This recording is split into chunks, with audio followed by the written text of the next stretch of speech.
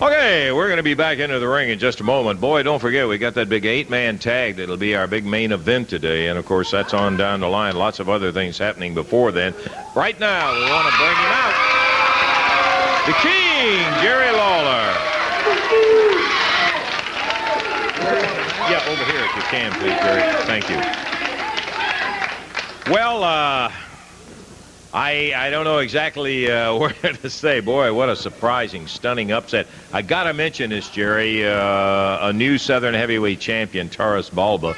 And well, let me just say this, Lance. As you said, probably nobody out here realizes it. You know, every now and then we don't only wrestle in major cities like Memphis, Louisville, Kentucky, different places like that.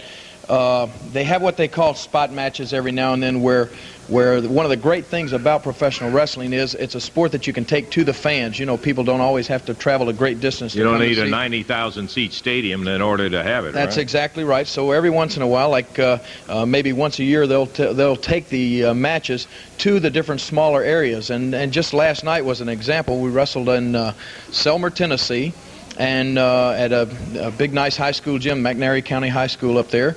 And I was originally scheduled to go against this Bota, the witch doctor up there. And then at the last minute, they said there's been a change in the match, and it was scheduled to be a title match against this Tarus Bulba. Now, I had heard and seen on the programs where the guy was coming into the area, but I didn't know anything about him, hadn't heard of him or anything like that.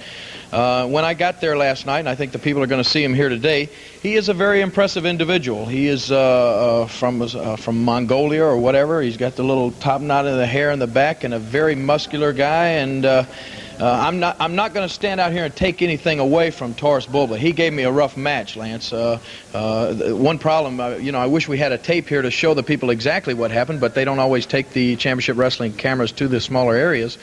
But anyway, this guy was a tough individual. We had a good match. The belt was at stake, as I said. And I think somewhere about the 15 or 20 minute mark, even though he was tough, I felt like I had the advantage. You know, the guy had, I felt like throwing everything at me but the kitchen sink. I still managed to pull the old strap down, come back on the guy, and as I had him in a headlock fixing to nail him, he threw me into Jerry Calhoun, who went down or out of the ring or whatever. And then this Bulba tried to jump off the top rope on me. I was able to move out of the way. I had him pinned. Calhoun just wasn't there at the time. And then, while I'm down on top of the guy for what would have been a count of 3, from I don't know where he came from. All I can tell you is this. The guy had on a mask. He had on a blue jeans jacket with a rebel flag on the back of it. He had on cowboy boots that he proceeded to take off and hit me over the head with and leave me laying and put this Tarus Bulba guy on top of me. And the guy had blonde hair about this long sticking out of the bottom of the mask. Now, the only thing I can figure is that this jerk Michael Hayes, who has supposedly been suspended and not being able to wrestle right now, shows up in Selmer, Tennessee, and now I am the ex-Southern heavyweight champion.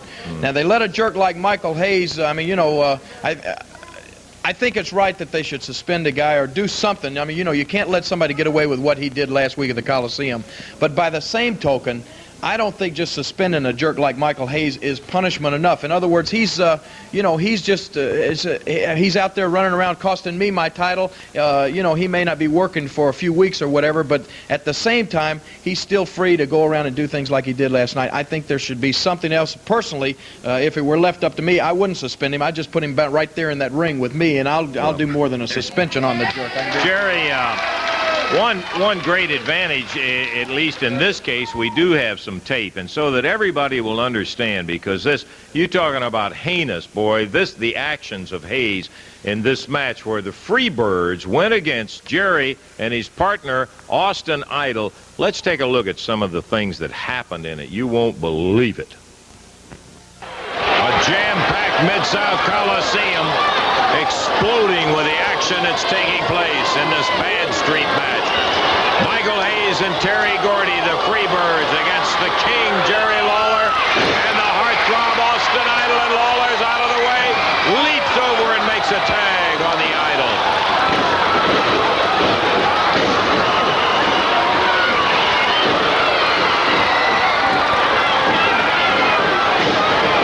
A backhand from Idol again.